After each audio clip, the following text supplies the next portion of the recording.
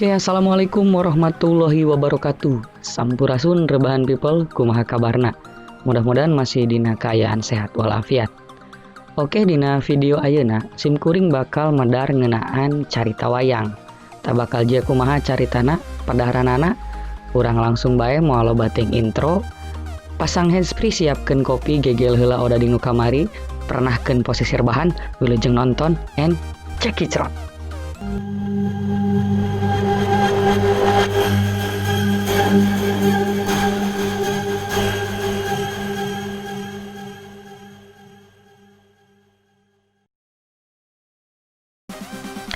Seperti biasa dina pedaran cerita wayang nu ayeuna, simkuring ngan saukur bakal ngabahas ngeunaan saucap saulasna heula. Jadi saucap saulasna. Anapun dina saucap saulasna teh ngeun medar ngeunaan asal usul, wangenan, babon carita, sarta rupa-rupa atawa papasingan mungkinnya. Rupa-rupa carita wayang atawa pagelaran wayang. Oke, urang asup kana wangenan carita wayang. Tak carita wayang teh nurutkeun sabaraha sumber mah carita anu dipagelarkeun dina pagelaran wayang. Tah eta carita wayang. Tah wayang sorangan asal kecapna tina bayang atawa bayang-bayang nu hartina teh kalangkang. Kunaon disebut kalangkang? Sabab baheula mimitina aya wayang ka urang gitu eta teh dina pagelaran wayang kulit. Kan dina wayang kulit mah saukur ditembongkeun kalangkang anu disorot anu nembong dina lawan bodas nu disorot ku cahaya nu balincong. Teh eta salajengna urang pedar ngeunaan asal usulna. Dumasarkan ujaring carita wayang teh asalna ti India. Asupna ka urang teh babarengan jeung asupna agama Hindu zaman baheula. Teras dugi ka ayeuna dimakarkeun deui ka pangaruhan ku Islam, teras mekar deui.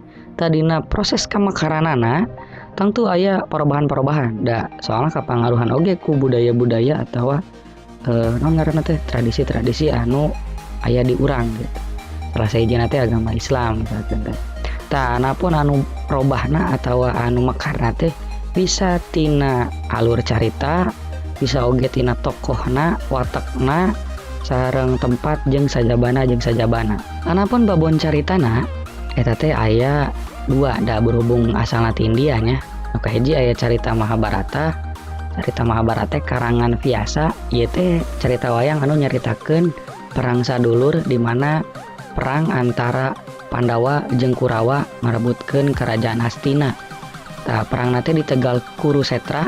Nah, ieu perang teh disebut oge perang Barata. Da caritana ge Mahabharata. Mun cek bahasa teh Barata Yuda atau urang nyebutna perang Barata. Terus anu kadua mah aya carita Ramayana karangan Valmiki.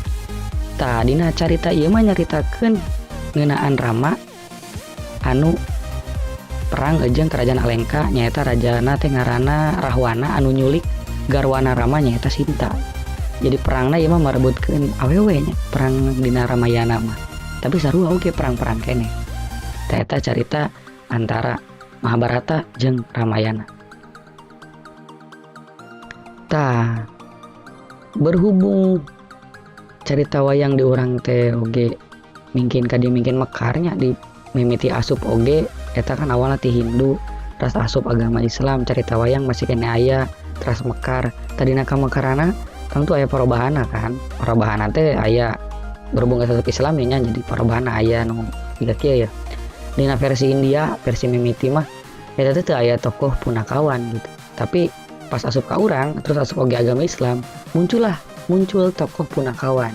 Tokoh punakawan teh nyaeta aya tokoh Semar, terus oge Cepot teh Asra Jingga, terus oge aya Dawala sareng Gareng. Eta tokoh punakawan. Terus anu dina versi India aya tokoh Dorna. Dorna teh minangka guru Pandawa jeung Kurawa. Sifatna wijaksana pisan gitu. Tapi dina versi Sunda tokoh Dorna teh dirobah watakna nya jadi leuwih licik gitu. Da Dorna leuwih mihak ka Kurawa, antagonisnya dina carita Mahabharata. Da protagonis namanya eta Pandawa. Terus dina versi India tokoh Gatot Kaca eta henteu pati penting gitu. Lain tokoh sentral gitu. Jadi tokoh Gatot Kaca mah dina versi India nggak diceritakan pas arek maotna. Jadi pas kena senjata konta anu dilepaskan ku Karna. Nu tujuana tadina rek kana Arjuna. Tapi dina versi Sunda tokoh Gatot Kaca teh minangka tokoh anu penting gitu jeung rea kacaritakeun. Jadi malah mah sabaraha lalakon loba nyaritakeun ngeunaan Gatot Kaca. Nyaeta diantarana teh aya ngeunaan Jabang Tutuka, Pergiwati sareng Braja Musti. Eta tokoh Gatot Kaca saking pentingna gitu nya. Terus aya oge tokoh Sri Kandi. Versi India, Sri Kandi di India mah lain awewe. Tapi versi Sunda, Sri Kandi teh nyaeta hiji tokoh awewe anu jadi pamajikana atau garwana Arjuna. Terus anu terakhirnya si tokoh Drupadi dina versi India mah manehna teh poliandri, nikah sareng Pandawa. Anu aya 5 teh nya aya Yudhistira, aya Bima, Arjuna, Nakula jeung Sadewa. Tapi dina versi urang Sunda, Drupadi teh ngeunikah jeung Yudhistira hungkul.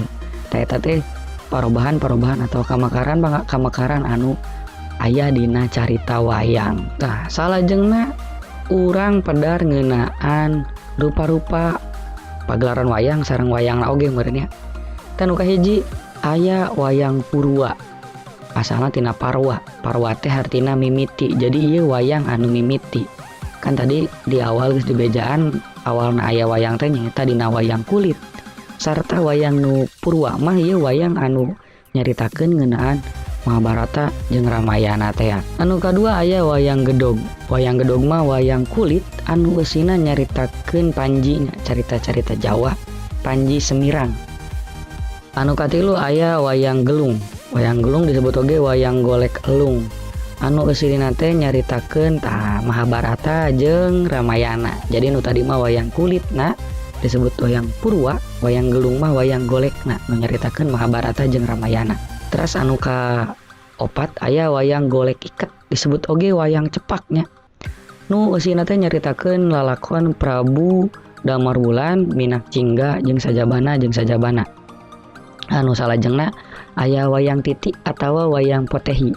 Wayang ieu mah nyaritakeun ngeunaan carita-carita anu aya di negeri Tiongkok, anu aya di Cina. Eta wayang Potehi. Salajengna aya wayang Beber. Wayang Beber mah wayang nate teu bentuk wayang gitu tapi gambar anu dibeberkeun nyaritakeun ngeunaan carita wayang terus dicaritakeun ku dalang. Jadi wayang Beber mah wayang anu dina gambar nu dibeberkeun. Eta wayang Beber. Salajengna aya wayang Kilitik. Tah wayang Kilitik mah siga wayang golek tapi leutik. Tah ditanggapna oge ti beurang gitu. Wayang Kilitik mah ngaranna oge rada bedanya jeung wayang-wayang anu aya dina Mahabharata atau Ramayana gitu. Tah salah sahijina nyaeta wayangna teh ngaranna Jan Peter Chun. Tah kadalapan aya wayang Krucil. Wayang Krucil mah wayang anu lalakonna teh nyaritakeun siga Amir Hamzah, Umar Maya jeung sajabana. Terus kasalapana aya wayang Linglong. Wayang Linglong mah wayang atau carita wayang anu lalakonna siga Mupu Kembang, Jembatan Besi jeung sajabana. Kasapuluh aya wayang Suluh.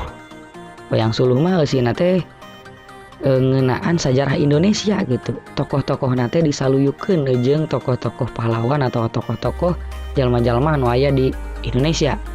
Tah wayang Suluh dijieun tina kulit. Jadi wayang Suluh teh wayang kulit oge gitu. Tapi eusina ngeunaan sajarah Indonesia. Anu pamungkas nyaeta aya wayang Golek.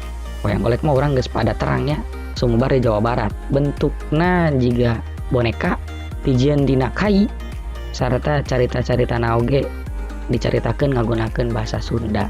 Eta wayang Golek. Tah sakitu wae nama ngeunaan padaran saucap saulah carita wayang teh nya. Bisi masih kene aya nu panasaran bisa langsung naros di kolom komentar.